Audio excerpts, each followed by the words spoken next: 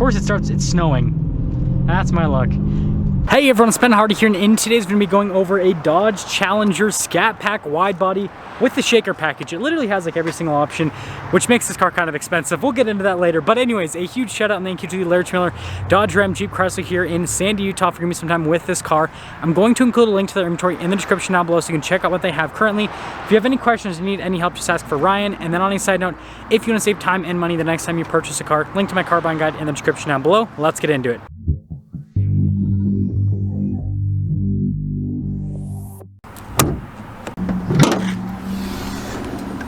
So under the hood, we have a naturally aspirated 6.4 liter Hemi V8 that goes through an 8-speed automatic transmission.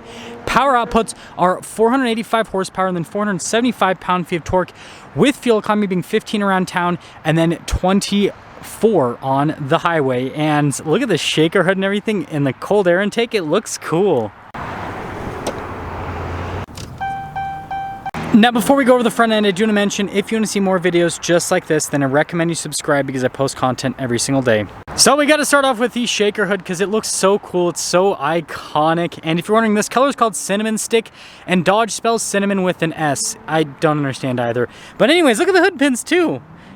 Really, really cool aesthetic. And then popping down below, you guys can see the daytime running lights, and you guys can see like the RT logo there. Challenger logo might be a little bit harder to see, but yeah, so aggressive with the wide body. There's kind of like a checkered flag design inside of the lights, and moving from that to the rest of the front, it just looks cool.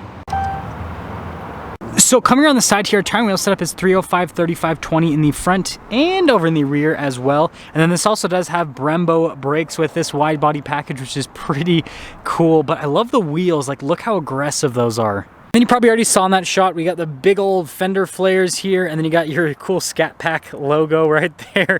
Little B with the helmet, so funny.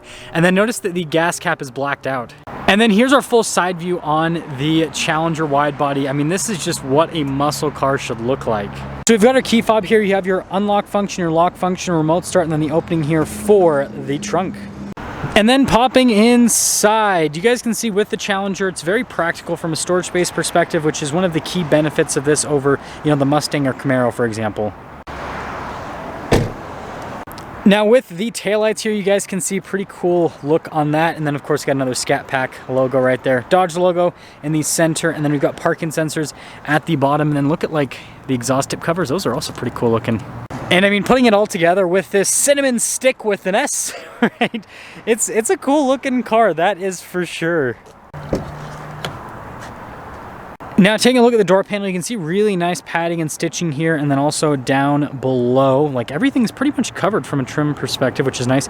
Windows are automatic, and I like to look at the door handle, and then we also have memory seats and blind spot monitoring. Now with the back seats, you guys can see you've got like the Alcantara inserts, which is pretty cool with the leather trim all around, and pretty good space back there. You can fit adults back there, relatively comfortable. Legroom is somewhat cramped, but I mean, you can't say the same for like a Chevy Camaro or Ford Mustang because you basically can't fit people in the backs of those cars. And then with the front seat, you guys can see the headrest, really nice padding, and then again you got the Scat Pack logo here, and then look, perforated all down the center portion, and then partially power adjustable, partially manually adjustable. And then of course we got our light control right there, and then the steering wheel is actually power adjustable.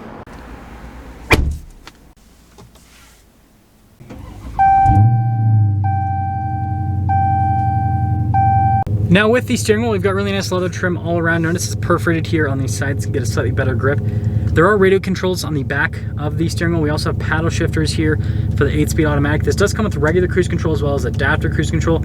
You got your phone controls, voice command controls, controls for the center as well. And then we've got our good old-fashioned turn signal / windshield wiper stock. Now I love the coloration here on the gauge cluster, really cool with like the white there. I think that's a nice look. And then here in the center, you do have a screen where you can see different bits of vehicle information. The cool thing is like the performance tab. We're gonna see a bunch of different performance metrics with the car. In reverse, we do have a backup camera with trajectory lines that turn with the steering wheel. Resolutions, meh, it's okay. Now as for the rest of the infotainment system, first off we have our dual zone climate controls, which will actually switch to just the feet, and you'll notice that we also have heated and cooled seats and a heated steering wheel for the driver. Overall response time of the screen is pretty good. The cool thing though is when I press the drive modes button, notice that we've got our launch control that'll pop up. You got your shift light, you have your line lock as well, basically like a burnout mode. And then with the drive modes, you can pop into each individual mode.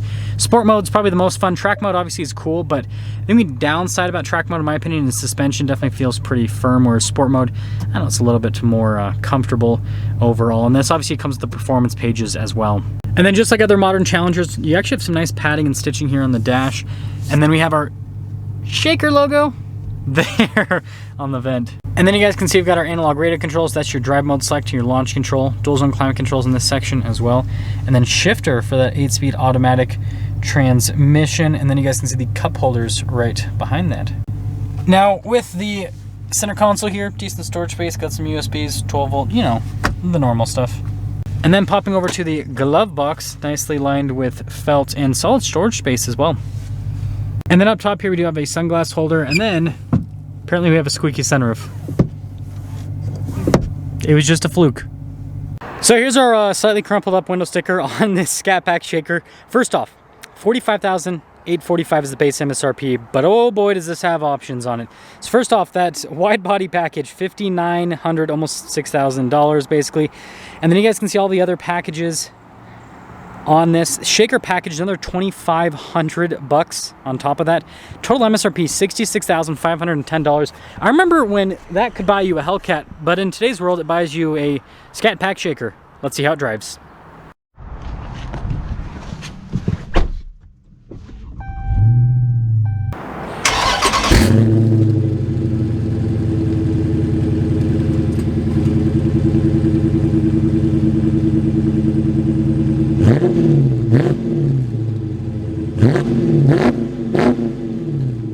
Let's talk about visibility before we set off. Here's visibility over the hood. Both the mirrors just do have blind spot monitoring. And then throw the rest of the rear. And let's set off.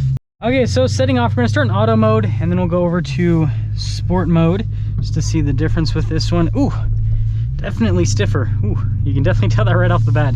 This is more of a performance-oriented Challenger, that is for sure. Seat comfort so is really good though. I actually want to turn on the heated seat function. There we go. Yeah, ride quality is actually pretty solid. It's just it's definitely stiffer. Like when you go over the bumps, you can tell it's definitely a stiffer Challenger. But you know, it still has that GT car feel. Those of you that I guess follow the channel more regularly know that I just bought a GT 500, and this definitely feels like way more daily drivable. It's a little bit more comfortable.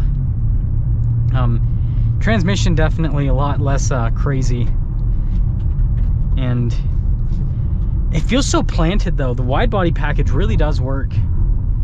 It feels like they've almost, this is a weird way to say this, but it almost feels like they've raptorized the Challenger, because it just feels like it has so much more grip compared to a regular Challenger. Apparently I don't know how to work the windshield wipers. We'll just pretend like that didn't happen. But seriously, it's great. So we'll pop it into sport mode now. See how that does. Yeah, transmission's really good. This 8-speed automatic is such a good transmission. And this engine has so much torque. It's great. So you're just barely getting the throttle to get up and move. Of course it's snowing. That's my luck. Yeah, I mean, just listen to that. Obviously doesn't have the fun supercharger whine of like a Hellcat, but you know, still pretty dang solid. I can't go full throttle because of the condition of the roads right now. Again, it's like rain / snowed enough today that I don't want to end up in the side of the curb.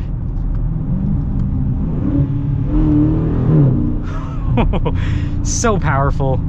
The 6.4 Hemi's got the perfect amount of power, because like you can actually put it down, especially with this wide body package. You can actually put the power down, and then on top of being able to put the power down, you can have fun legally. Like in the Hellcat, doesn't put the power down, and then as soon as it does put the power down, I mean, you are instantly breaking the law. Like it is just like that. So yeah, I still think this is the Challenger sweet spot. Wide body, Scat Pack. What I would say though is if you know how to drive manual, throw a manual in this, and then it's the perfect muscle car, because you got right around 500 horsepower, you got tons of grip, it's comfortable, and it looks great. I think that would be the one, like if I were to spec out one myself, that's what I would do. Let me know what you guys think about this. Let me know if you'd go auto or manual. I know a lot of people are gonna be like, manual, because that's what everyone on the internet says, but then the crazy thing is people that actually buy these cars end up getting the automatic. That's just how the world works. Everyone says they want one thing and then they go for another thing. That's gonna sum things up with our video on this wide body Scat Pack Shaker. Again, a huge shout out and thank you to the Larry Miller Dodge Ram here in Sandy, Utah for giving me some time with this car. Check out the inventory in the description down below. I'll see ya.